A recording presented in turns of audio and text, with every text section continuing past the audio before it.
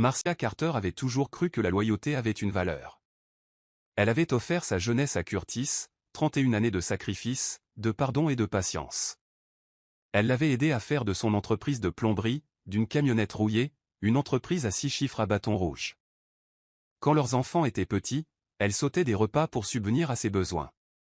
À la mort de son père, c'est elle qui l'a enterré.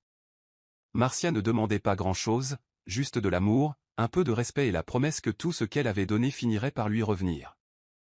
Mais Curtis changea. Au début, ce fut progressif. Moins de rire, plus de plaintes, et une froideur dans sa voix lorsqu'il prononçait son nom. Puis un soir, alors qu'elle lui rappelait un rendez-vous chez le cardiologue, il n'arrêtait pas de le repousser. Il la regardait comme si elle était un bruit. « Tu as fait ton temps, Marcia. » C'était tout. Aucune émotion, aucune hésitation. Elle resta figée dans leur cuisine, tenant sa tasse préférée, hésitant entre crier et s'effondrer. Au début, Marcia se persuada que c'était le stress qui parlait. Peut-être que le travail l'épuisait. Peut-être qu'il s'excuserait. Mais les excuses ne vinrent jamais. Curtis devint plus distant et la maison devint froide. 3 semaines plus tard, en rentrant des courses, elle trouva une jeune femme assise sur le canapé du salon. Tasha, 23 ans, robe moulante, ongles en acrylique, petit rire désinvolte. Curtis ne broncha pas, elle emménage, dit-il en la regardant à peine. Tu devras prendre des dispositions bientôt. La voix de Marcia lui étrangla. Des arrangements. Leur fille, Kendra, était de passage et intervint, sous le choc. Papa, tu es sérieux? Curtis haussa les épaules. Il est temps de passer à autre chose. Il sortit de la pièce comme si de rien n'était. Marcia a fait sa petite valise cette nuit-là. Elle n'a pas dormi. Elle n'a pas encore pleuré. Elle resta assise au bord de leur lit pendant des heures, à contempler l'espace qui était autrefois le sien. Puis elle partit, silencieuse comme un murmure. Kendra l'accueillit, même si son 2 pièces était à peine suffisant pour elle 3. Kendra, son petit garçon, est maintenant sa mère. La première semaine, Marcia parlait à peine. Elle aidait à la cuisine et à la lessive, essayant de ne pas prendre de place. Le mari de Kendra, Jason, gardait ses distances, jamais désagréable, mais visiblement mal à l'aise. Marcia l'entendit murmurer, « Combien de temps reste-t-elle » Ce soir-là, elle plia le linge, les mains tremblantes. Sa vie était passée de reine de la maison à invitée dans le couloir de sa fille. Curtis lui a envoyé les papiers du divorce sans préavis, ne lui offrant rien de plus que la moitié du peu qui restait sur leur compte commun. Pas de pension alimentaire. Pas de reconnaissance de 3 décennies. Elle les signa en silence. « Tu as toujours de la valeur », dit Kendra un jour en la serrant fort dans ses bras. Marcia sourit, mais son sourire n'atteignit pas ses yeux. Chaque matin, elle se levait tôt pour préparer le petit déjeuner, juste pour se sentir utile. Chaque soir, elle pleurait doucement, étouffant ses sanglots dans son oreiller, essayant de ne pas réveiller le bébé. Le mariage de Curtis et Tasha faisait la une des journaux locaux. Un entrepreneur local épouse une influenceuse beauté. Marcia a découvert le titre par hasard en parcourant Facebook. Sur la photo, Curtis paraissait 10 ans plus jeune dans un tailleur en lin blanc, tandis que Tasha rayonnait à ses côtés dans une robe scintillante qui lui touchait à peine les cuisses. Ses amis l'ont taguée par pitié. « Reste forte, ma sœur », écrivit l'un d'eux. Marcia les bloqua. Elle n'avait pas besoin qu'on lui rappelle qu'elle avait été remplacée, non seulement dans le mariage, mais aussi dans l'histoire. Curtis a réécrit l'histoire, l'a chassée comme une stagiaire non rémunérée. Les fidèles ont cessé de l'appeler. Certains ont probablement cru à sa version des faits. D'autres étaient simplement mal à l'aise. Même Damon, leur fils, était distant. « Je ne veux pas prendre parti », disait-il, mais le silence était un parti pris. Marcia passa Noël à regarder un Noël de Charlie Brown, seule, pendant que Kendra rendait visite aux parents de Jason. Elle prépara une assiette et s'assit près de la fenêtre, fredonnant pour elle-même, essayant de se rappeler qui elle était avant sa disparition. Les mois passèrent comme du linge mouillé. Marcia a postulé pour des emplois dans le commerce de détail, la restauration, et même le nettoyage de bureaux, mais chaque entretien se terminait de la même manière. Nous recherchons quelqu'un d'un peu plus actuel. Une façon polie de dire qu'elle était trop vieille. Elle était bénévole au garde-manger de l'église, principalement pour s'occuper Mais la pitié dans le regard des gens la blessait plus que n'importe quelle gifle. Un jour, elle croisa Curtis dans une station-service. Il ne parla pas, se contentant de la regarder, comme un étranger. Tasha était avec lui, assise sur le siège passager, feuilletant les pages de son téléphone. Marcia les fixa un long moment, puis se détourna. Elle rentra chez elle avec ses courses dans un sac plastique déchiré et s'assit sur la véranda jusqu'à ce que le soleil disparaisse sous les arbres. Cette nuit-là, elle ne put dormir. Elle fixa le ventilateur de plafond qui tournoyait lentement et murmura « Mon Dieu, si tu es encore là, j'ai besoin de quelque chose à quoi m'accrocher. » N'importe quoi. La réponse est venue des semaines plus tard, non pas par un coup de tonnerre ou une révélation, mais par un panneau « À vendre ».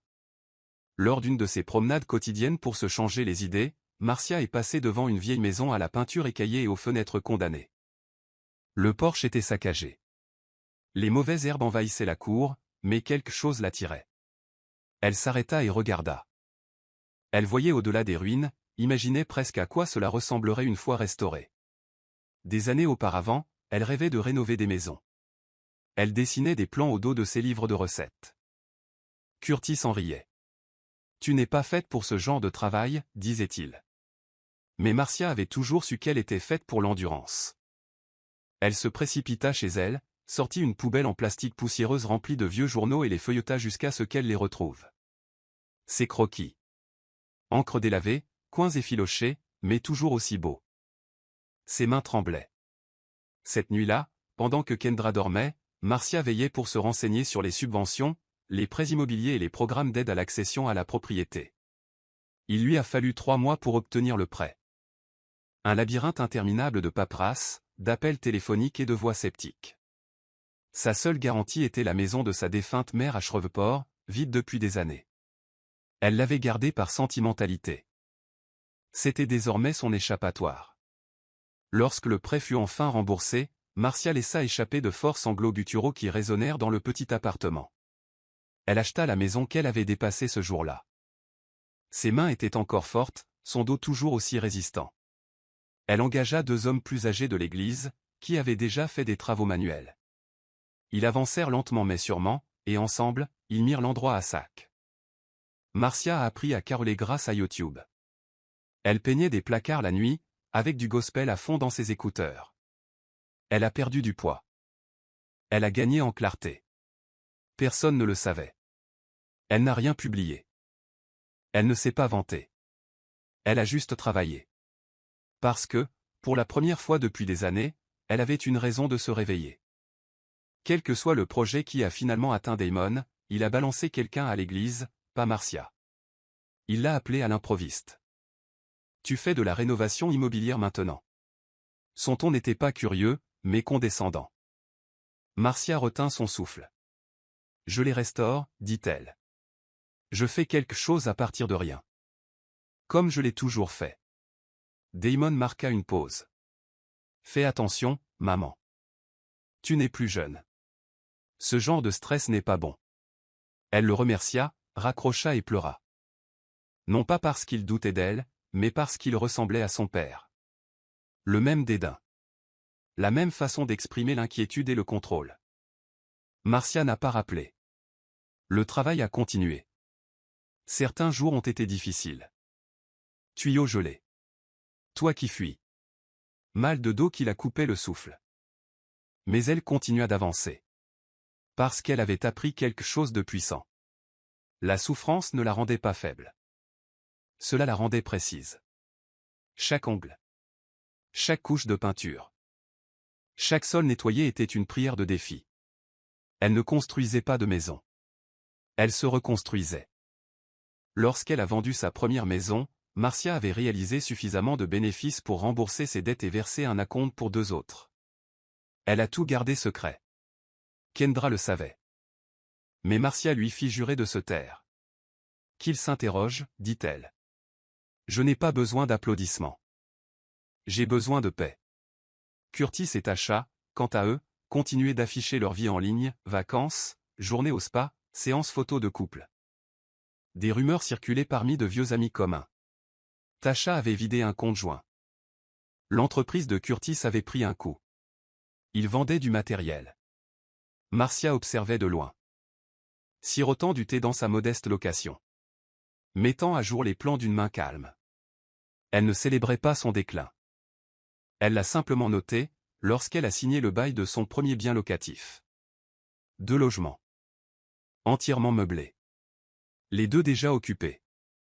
Elle s'assit seule dans la cuisine et murmura « Merci, Seigneur ». Non pas par vengeance, mais pour se réconcilier. Pour lui rappeler qu'elle avait encore de la valeur. Tasha finit par le quitter. C'est ce que disaient les rumeurs. Elle l'a vidé de son sang. Elle l'a laissé avec des impôts impayés. Et il a quitté la ville avec un homme plus jeune qui vendait des contrefaçons de baskets en ligne. Curtis a essayé de présenter ça comme une trahison. Un chercheur d'or, a-t-il dit aux gens. Mais personne ne compatissait. Il avait quitté une femme qui lui avait tout donné et l'avait remplacé par un hashtag. Il vivait désormais dans un motel bon marché sur Airline Highway. Quand Damon annonça la nouvelle à Marcia, il s'attendait à de la joie. Au lieu de cela, elle dit « C'est triste, rien de plus ». Son 2e appartement venait d'être vendu. Ses locations lui permettaient de payer ses factures. Elle travaillait à son rythme, en son nom propre, de ses propres mains. Elle n'avait pas besoin qu'il tombe sous son charme. C'était là la véritable victoire. Elle construirait une vie où ses choix n'auraient plus d'importance. Sa chute n'était qu'un bruit lointain. Faible. S'estompant. Hors de propos. Un jour, un message de Curtis est arrivé. Court. Pathétique. J'ai fait une erreur. Marcia l'a regardé longuement. Elle ne s'est pas excusée. Aucune reconnaissance de la cruauté. Juste une vague supplication enveloppée d'ego. Elle repensa à toutes les nuits où elle avait pleuré seule. Toutes les fois où il l'avait fait se sentir inutile. Et puis elle repensa aux cloisons sèches qu'elle avait réparées de ses propres mains. Le matin où elle s'était réveillée endolorie mais vivante. Les larmes de fierté dans les yeux de Kendra lorsqu'elle lui a montré la première maison terminée. Marcia a supprimé le message, puis a bloqué le numéro. Certaines personnes ne méritaient pas de tourner la page. Elles méritaient le silence. Elle sortit et arrosa ses fleurs, ses soucis et son jasmin. Ses genoux lui faisaient mal. Son cœur était stable. Qu'il se demande où elle était passée. Qu'il pose la question. Elle en avait assez d'être joignable par des gens qui ne se souvenaient d'elle que lorsqu'ils étaient vides. Lorsqu'elle eut terminé sa 4e propriété, Marcia avait trouvé son rythme. Elle a embauché 2 femmes récemment sorties de prison et leur a enseigné tout ce qu'elle savait. Personne ne m'a laissé la paix, a-t-elle dit. C'est moi qui l'ai construite. Vous aussi, vous pouvez. Elle n'a pas fait de publicité. Elle n'est pas devenue virale. Elle vivait, tout simplement. Un dimanche matin, elle aperçut Curtis à l'épicerie. Voûté, les cheveux grisonnants, poussant un chariot de nouilles instantanées et de dentifrice de marque douteuse. Il la repéra et se figea. Elle était radieuse dans sa robe fluide couleur crème. Ses cheveux étaient soigneusement bouclés. Les yeux brillants. Il s'approcha. Marcia. Elle sourit, calme et sereine. Curtis. On aurait dit qu'il allait pleurer. Tu es en pleine forme. Elle hocha la tête. Je sais. Et il s'en alla. C'était tout. Pas de sermon. Aucune amertume. Juste de l'assurance. Une femme qui n'avait plus besoin de justifier sa valeur. De retour à la maison, Marcia ouvrit son ordinateur portable pour consulter les nouveaux devis des entrepreneurs. Sa cuisine sentait l'huile essentielle de citron et le miel. Sa petite fille coloriait sur le porche. Kendra fredonnait un air de gospel dans la pièce voisine. La paix envahissait l'espace comme un vent léger. Elle observa les murs qu'elle avait peints, les meubles qu'elle avait fabriqués, les sols qu'elle avait posés elle-même.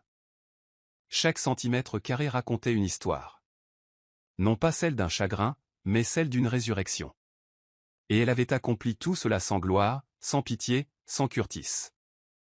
Sa vie était désormais paisible et dorée, comme l'aube après une longue tempête. Elle murmura une prière de gratitude. Non pas pour le succès, mais pour la force. Pour la capacité de recommencer. Pour la leçon que, parfois, être rejeté est le début d'une nouvelle vie. Lors d'un barbecue familial plus tard cet été-là, Damon l'a pris à part. Je ne l'avais pas vu à l'époque, a-t-il admis. Tu es tellement forte. Ce qu'il t'a fait était cruel.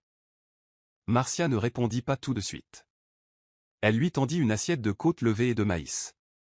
Tu étais jeune, dit-elle. Maintenant, tu sais mieux. Assure-toi juste de traiter ta femme comme si elle comptait. Damon fondit en larmes. Je le ferai. C'était suffisant. Marcia n'avait pas besoin de ses excuses, mais cette reconnaissance adoucit quelque chose en elle. Elle ne cherchait plus justice. Elle vivait en elle. Chaque souffle qu'elle prenait prouvait qu'elle avait survécu au feu et qu'elle était née de ses cendres. Curtis ne s'en est jamais remis. Il a tenté de reconstruire l'entreprise, mais n'a pas réussi à se remettre sur pied. Ceux qu'il considérait autrefois comme sa famille l'évitaient désormais. Même ses anciens amis de l'église ne répondaient pas à ses appels. Marcia l'observait de loin, non pas avec vengeance, mais avec paix. Elle avait été le cœur de tout ce qu'il avait bâti.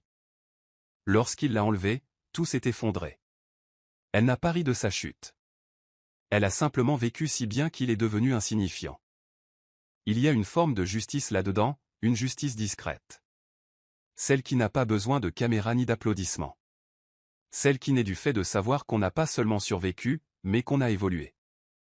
Au cours des années suivantes, Marcia développa lentement son entreprise, embauchant davantage de femmes comme elle. Méconnue, sous-estimée, résiliente. Elle gardait son cercle restreint, ses joies sacrées. Pour son 62e anniversaire, Kendra lui a organisé un petit brunch dans son jardin. Pas de discours, que des rires. Que de l'amour. Juste la paix. Son petit-fils lui a offert une pierre peinte à la main sur laquelle était écrit « La maison de Nana pour toujours ». Elle l'a placée sur les marches de son porche comme une couronne. Ce soir-là, après le départ de tous, elle s'assit sur sa balançoire, une tasse de thé à la main, regardant le soleil fondre derrière les arbres. Elle pensa à tout ce qu'elle avait perdu, puis sourit, sachant qu'elle avait gagné quelque chose de bien plus grand. Elle s'était gagnée elle-même. Si vous avez aimé cette histoire, n'hésitez pas à aimer, commenter et partager cette vidéo avec vos amis. Abonnez-vous et activez la cloche de notification pour ne rien manquer d'une nouvelle importante.